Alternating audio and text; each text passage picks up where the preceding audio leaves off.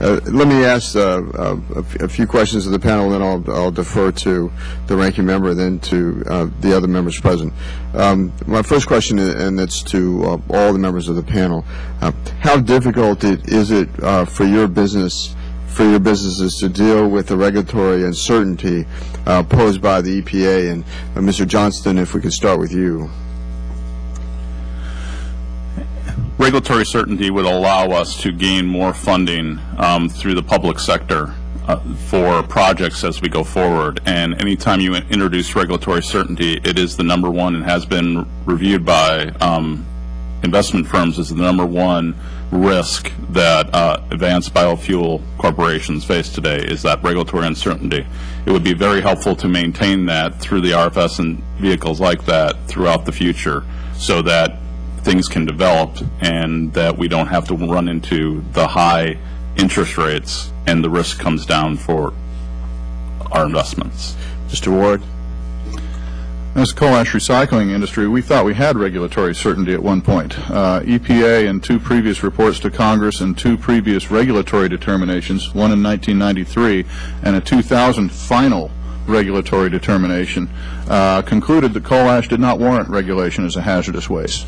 When that happened in 2000 and we got regulatory certainty with a final regulatory determination, the recycling rate for coal ash in this country increased from 30% in 2000 to 44% in 2008. That's almost a 50% increase in less than a decade by having that regulatory uncertainty.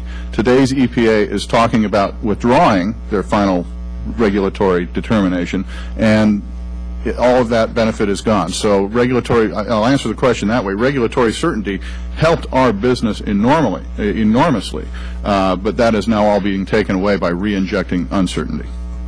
Mr. Mueller. Similar response. Regulatory certainty would allow us to determine whether we can build this new plant in North Carolina or not. It would be a much more energy efficient plant, state-of-the-art, straight-line foundry, and it would remove a large source of emissions from downtown Charlotte. Not only do we have the particulate matter 2.5 issue, there's the National Ambient Air Quality Standards are under review, ozone, and certainly cap and trade or greenhouse gas regulation from EPA would most likely kill that foundry project as well. So these regulations that are hanging over our head are holding this project up, and frankly we're not sure it would ever get permitted in the first place. Mr. Johnson, in your opinion, what EPA regulatory changes could be made to allow for biofuels such as isobutanol to have equal access to the market? We've spoken to EPA about this, and it's a very simple either guidance or an internal policy change that they need to make that would allow isobutanol to be mixed in a service station underground storage tank with E10. It's a very straightforward change that we feel, if they move forward on right now, would really assist us in the future. Are there any differences environmentally in terms of emissions? No.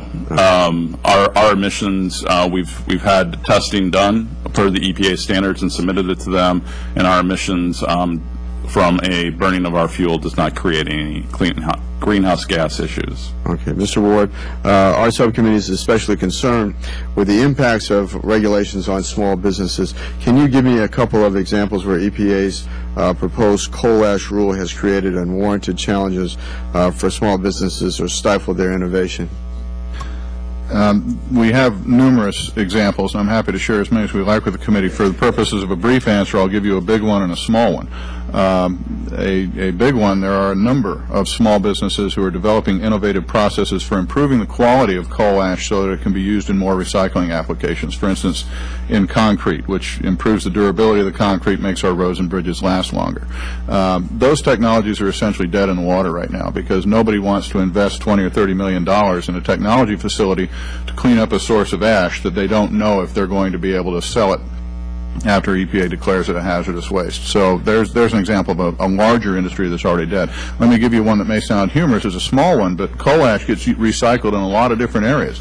I know a producer down in the south who is looking at using coal ash to make clay pigeons for a shooting range.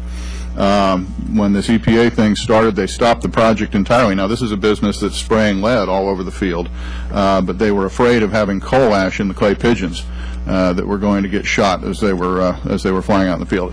That runs the gamut. We have literally dozens of examples like this going on right now. Okay, thank you. Mr. Mueller, should EPA continue to place stricter environmental standards on businesses in the future, do you believe that small businesses such as Charlotte Pipe will be able to maintain or increase current staffing levels?